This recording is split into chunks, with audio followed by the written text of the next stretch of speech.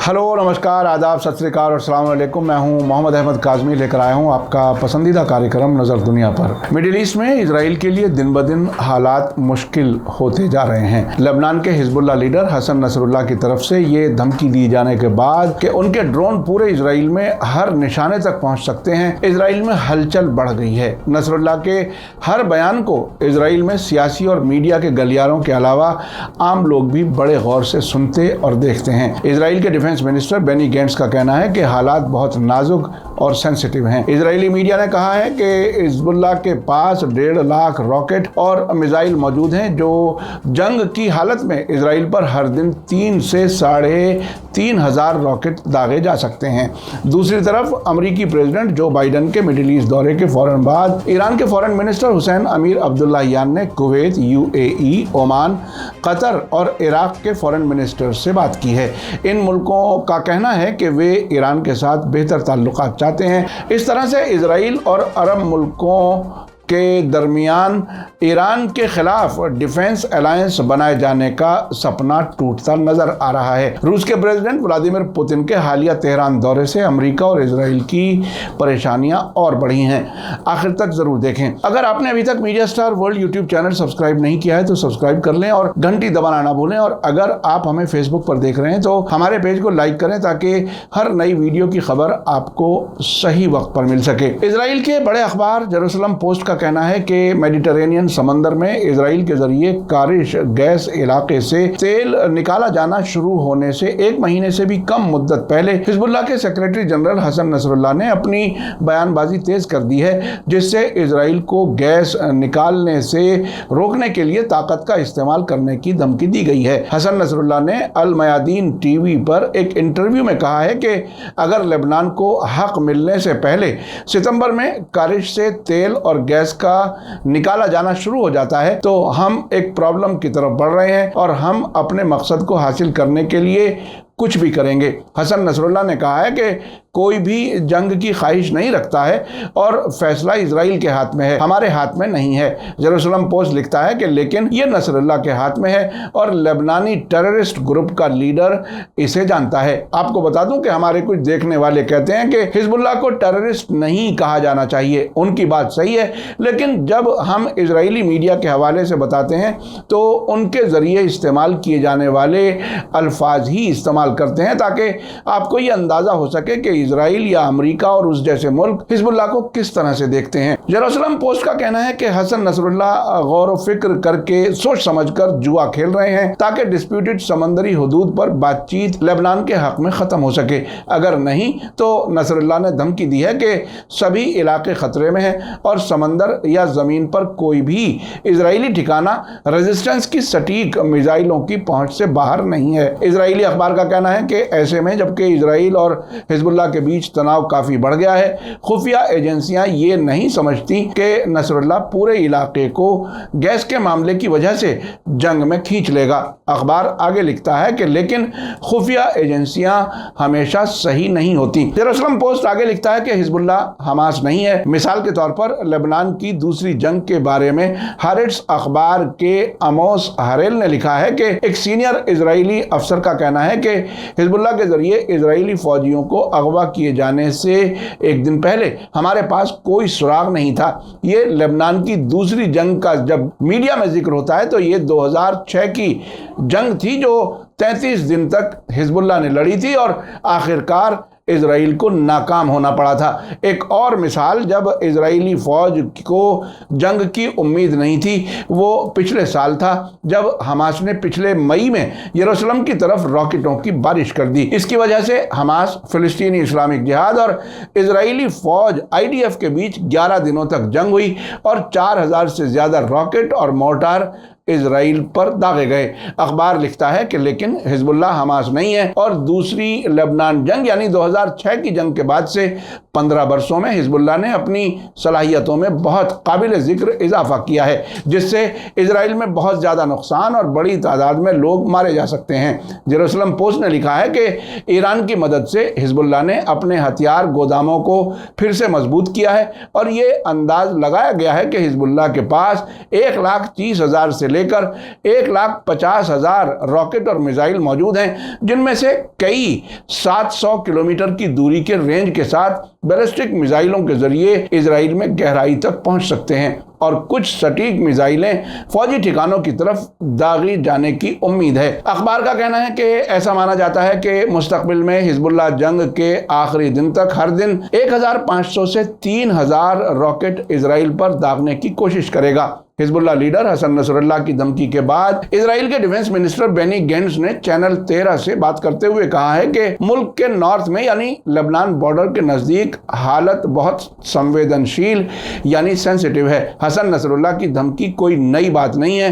ایسا لگتا ہے کہ جب بھی وہ کچھ بولتے ہیں وہ اسرائیل اور اسرائیلی فوج کو دھمکی دینے کے لیے ہی ہوتا ہے، لیکن حال ہی میں اسرائیل نے خطروں کو اور سنجیدگی سے لیا ہے۔ ڈیفنس منسٹر بینی گینٹس نے چینل 13 سے بات کرتے ہوئے کہا کہ جس شخص نے لبنان کے شہریوں کی زندگی کو بدتر بنا رکھا ہے وہ نصر اللہ ہے۔ مجھے امید ہے کہ وہ رک جائے گا، اور وہ اب بھی رک سکتا ہے۔ وہ سمجھتا ہے کہ اسے ہوشیار رہنے کی ضرورت ہے۔ اگر وہ ہمیں چنوتی دیتا ہے تو ہم اپنی آستین چڑھا لیں گے اور ہم اسے چوٹ پہنچائیں گے۔ آپ کو بتا دوں کہ ہم نے کل ہی آپ کو بتایا تھا کہ حزب اللہ کا کہنا ہے کہ امریکہ اور ویسٹرن ملکوں کی کوشش ہے کہ کسی طرح سے لبنانی عوام کو حزب اللہ سے دور کیا جائے۔ اسی وجہ سے وہ اکثر اس قسم کی سازشیں کرتے ہوئے بیان دیتا ہے۔ اسی بیچ ٹائمز آف اسرائیل نے آج بتایا ہے کہ حسن نصر اللہ سے بار بار ملنے والی دھمکیوں کے درمیان اسرائیل نے ڈپلومیٹک اور فوج کے چینلوں کے ذریعے سے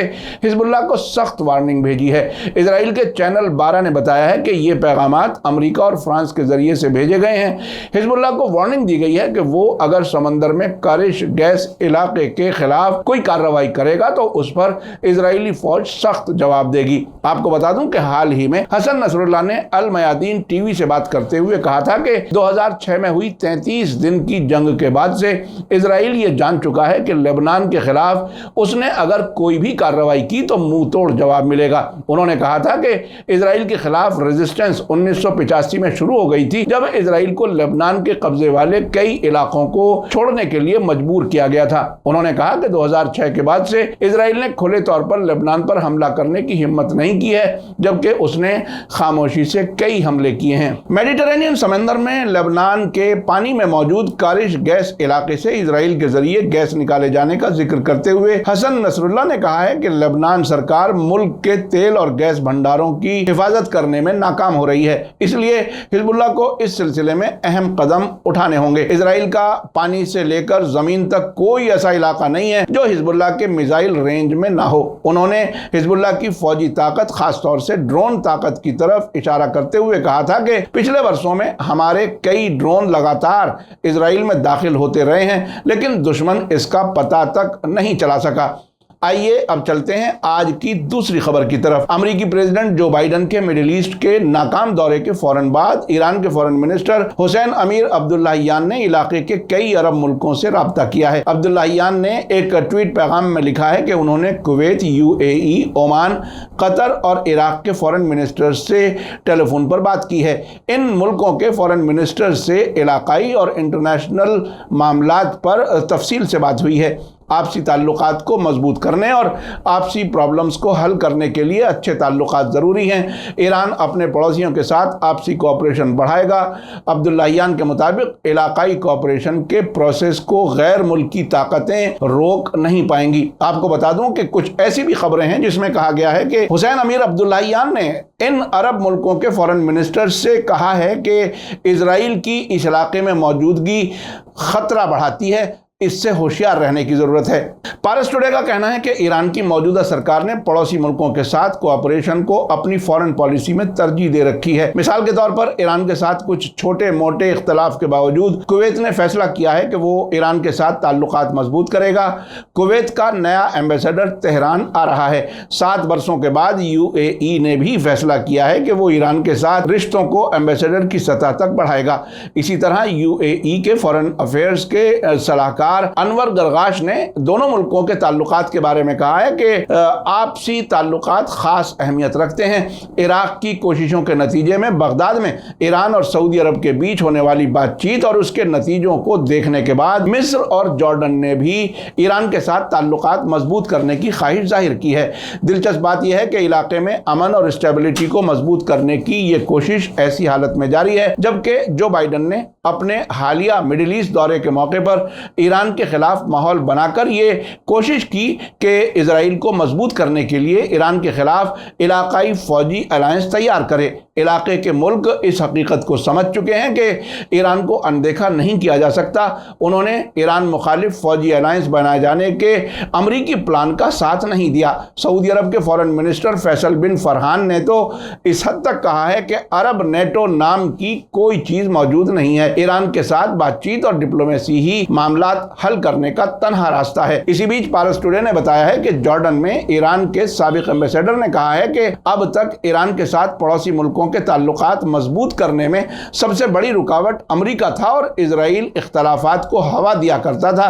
लेकिन इलाके में अमेरिका की लगातार नाकामियों के बाद ऐसा लगता है कि इलाके के मुल्कों ने ईरान के साथ अपने ताल्लुकात को मजबूत करने का फैसला कर लिया है। आखिर में आपको एक ऐसी हकीकत से रूशनास कराता हूं जिससे शायद आप भी जज्बाती हो जाएं। हिजबुल्लाह लीडर हसन नसरुल्लाह अल मयादीन टेलीविज़न के जर्नलिस्ट गस्सान बिन जैदो के जरिए इंटरव्यू के दौरान आखिरी सवाल का जवाब देते हुए काफ़ी जज्बाती हो गए और उनका गला फंसने लगा।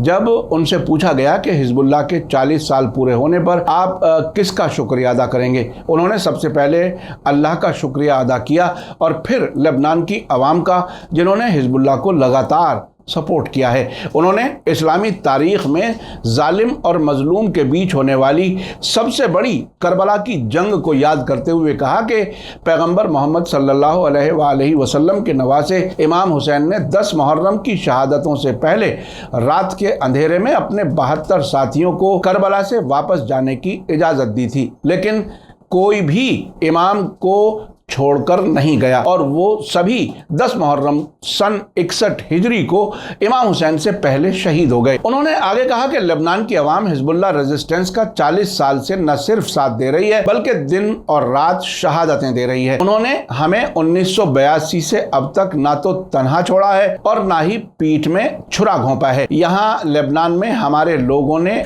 ना दिन में ना ही रात को हमारा साथ छोड़ा है, बल्कि वो हमारे साथ मजबूती से खड़े रहे, अपनी और अपने बेटों की इस रास्ते पर चलते हुए शहादतें देते रहे। ये कहते कहते उनका गला रौंदने लगा। उन्होंने कहा, बहुत जल्द मुहर्रम शुरू होने वाला है, हमें हमेशा इमाम हुसैन की कुर्बानियों को याद रखना चाहिए। आपने देखा कि अमेरिका और इजराइल की साजिशों को नाकाम करने वाले किस हद तक कुर्बानियां दे रहे हैं, जिसके नतीजे में आज शैतानी ताकतें कमज़ोर होती नज़र आ रही हैं। मीडिया स्टार वर्ल्ड लगातार नज़र बनाए हुए है। जैसे जैसे हालात होंगे हम आपको अपडेट करते रहेंगे। हमारी कोशिश है कि आप वेस्टर्न मीडिया के प्रोपेगेंडे से बचते हुए दुनिया की हकीकत समझते रहें। इसी के साथ मुझे दीजिए इजाज़त। आज का एपिसोड कैसा लगा कमेंट्स में ज़रूर लिखें। थैंक यू, धन्यवाद, शुक्रिया। जय भारत, जय हिंद। मीडिया स्टार वर्ल्ड के और वीडियो देखने के लिए हमारे चैनल को सब्सक्राइब करें और सीधे नोटिफिकेशन पाने के लिए बेल आइकन दबाएं। और अगर हमारी खबर सच्ची और अच्छी लगे तो अपने व्हाट्सएप, इंस्टाग्राम, फेसबुक और ट्विटर अकाउंट पर ज़रूर शेयर करें।